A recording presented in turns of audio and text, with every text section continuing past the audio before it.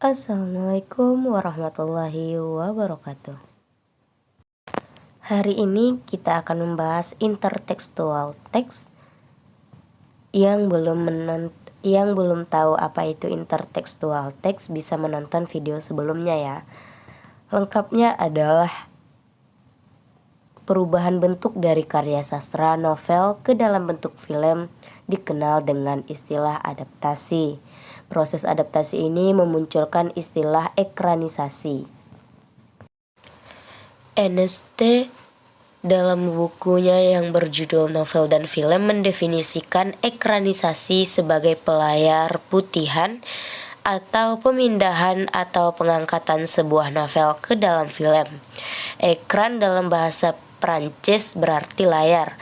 Sebagai contoh, beberapa film Indonesia yang diadaptasi dari novel antara lain Ayat-Ayat Cinta, Tenggelamnya Kapal Van der Wijk, dan Laskar Pelangi. Itu yang akan saya bahas dalam pertemuan kali ini. Nah, yang pertama ada nih penerapannya dalam penulisan skripsi Tenggelamnya Kapal Van der Wijk oleh atau penulis skripsinya bernama Camelia Indriani, tahun terbit 2021, bentuk dari novel ke film. Apa-apa saja bentuk adaptasinya, berikut contohnya. Nah, ini sedikit posternya ya.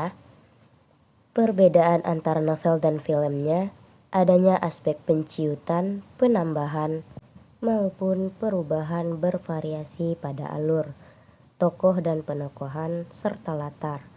Aspek penciutan terjadi dikarenakan adanya keterbatasan teknik dari film yang tidak memungkinkan semua unsur intrinsik pada novel dapat dimasukkan ke dalam film. Aspek penambahan terjadi dikarenakan adanya penafsiran dan proses kreatif dari sutradara yang ikut dimasukkan selama pembuatan film. Aspek perubahan bervariasi terjadi dikarenakan adanya media yang berbeda antara novel dan film, sehingga memungkinkan adanya penambahan bervariasi yang dilakukan saat cerita diadaptasi ke dalam film. Skripsi kedua adalah Ayat-Ayat Cinta, ditulis oleh Suseno dan Uum Komariah, tahun terbit 2010, bentuk dari novel ke film.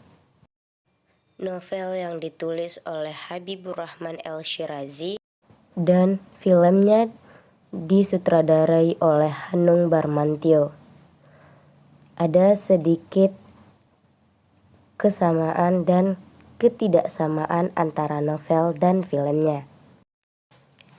Di novelnya, Maria meninggal dalam Islam setelah menikah dengan Fakhri. Tetapi di dalam filmnya, Maria digambarkan sembuh dari sakitnya dan bahkan ada adegan nan membuat banyak hati wanita tak mau menerimanya. Adegan kehidupan berpoligami itu sangat menyakitkan sehingga menuai protes. Tidak ada adegan Maria masuk Islam sebab dikhawatirkan akan menjadi perdebatan dan tidak kunjung usai. Disparitas ini membuat penonton yang telah tahu kisah novelnya sedikit kecewa, apalagi dengan adegan rumah tangga dan berpoligami.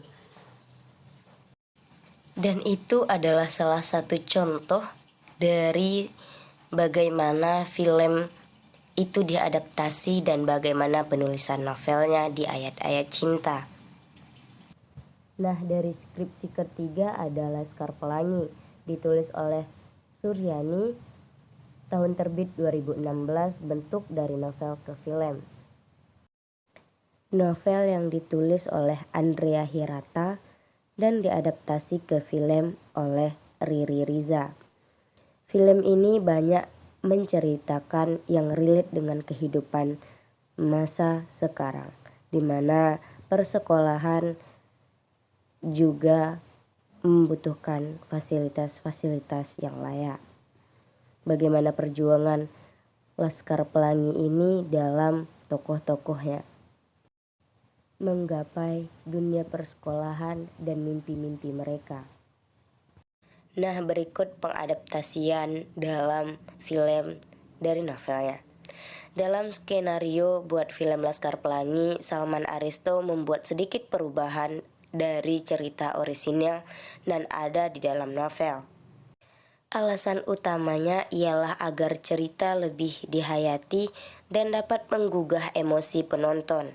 Misalnya saja penambahan tokoh-tokoh baru dan sebelumnya tak ada di dalam novel. Kita sebut saja Mahmud dan diceritakan mempunyai peran spesifik terhadap Bu Muslimah. Walaupun tokoh ini kurang dieksplor, setidaknya ada rona dan berbeda ketika Mahmud berusaha mendekati Bu Muslimah. Ada satu lagi nih, tetapi dalam skenario buat film Laskar Pelangi, Salman Aristo dan kawan-kawan ternyata dapat menggambarkan novel Laskar Pelangi dalam sebuah film nan bagus. Bahkan Andrea Hirata sendiri mengatakan bahwa film Laskar Pelangi lebih baik daripada novelnya.